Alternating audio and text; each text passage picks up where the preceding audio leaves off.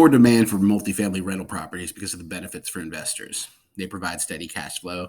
Apartments generate monthly income similar to dividends paid by stocks. Rental income rolls in every month. Offering tax advantages, the government offsets the tax benefits to real estate investors for trying to stimulate the private sector.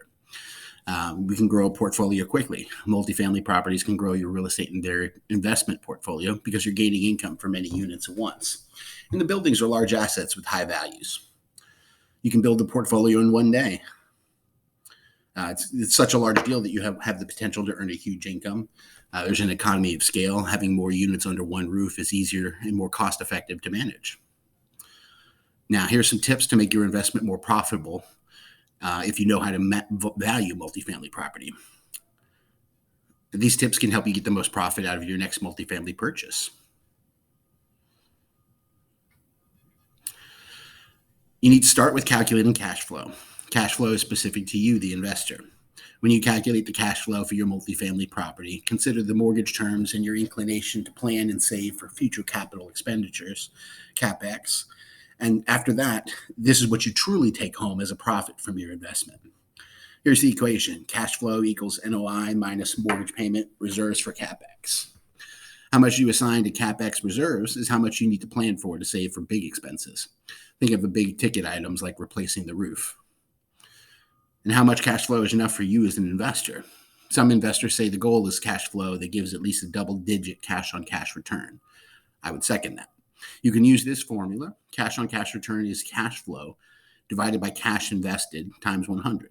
By calculating the cash flow, you can see how profitable the multifamily property might be and determine whether it's a good deal to start as a purchase. Now, there's opportunities to raise the value. Unlike a single-family home, the value of a multifamily property is based on its financial operations. The cap rate is a multiplier that indicates how much the market is willing to pay for a certain return in a given area in a given property class.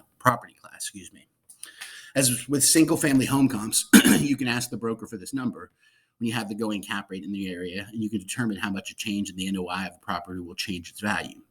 Your goal is to raise NOI. And how do you raise the net operating income? Well, consider the following. Increase your income. So raise your rent, charge additional fees such as late fees, pet fees, etc.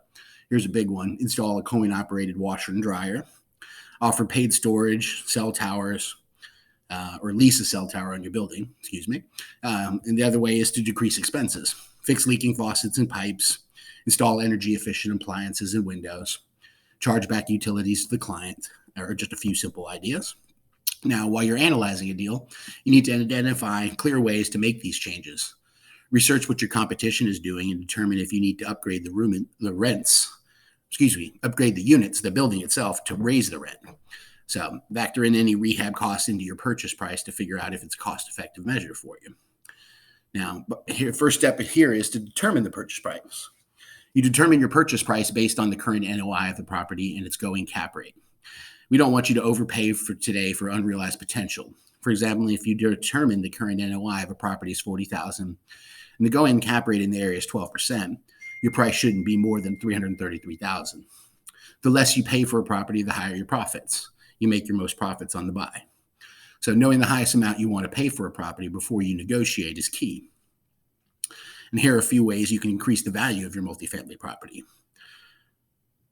There are a few ways to make your investment more profitable after you do your due diligence and close the contract, which might include items such as this. Make sure the property is in ideal condition by increasing the quality of the tenant base and offering amenities such as a fitness center or a clubhouse. Invest in the multifamily property by adding upscale touches such as two-tone paint and upgraded kitchen floors.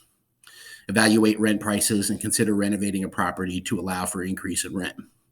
Improving the property's ROI by instituting a ratio utility billing system, RUBS, or changing the zoning to a more favorable use generates new sources of revenue, such as laundry fees, pet fees, late fees, application fees, and storage fees. You basically become like a bank and charge fees for whatever you want. All the value adds listed above must focus on increasing revenue or decreasing expenses. If you decide to install granite countertops, but this upgrade fails to increase revenue, then this is really not a value add for you. One of the biggest mistakes investors make is to over-improve a property without focusing on the ability of the improvement to increase the actual revenue. This is the beauty of knowing how to value multifamily property. You can increase the value of your asset by employing sound management principles and therefore increase the NOI, which in turn increases the value. Now, if you're in need of an experienced commercial real estate broker, I can be reached at 281 222 0433. Thanks so much and have a good day.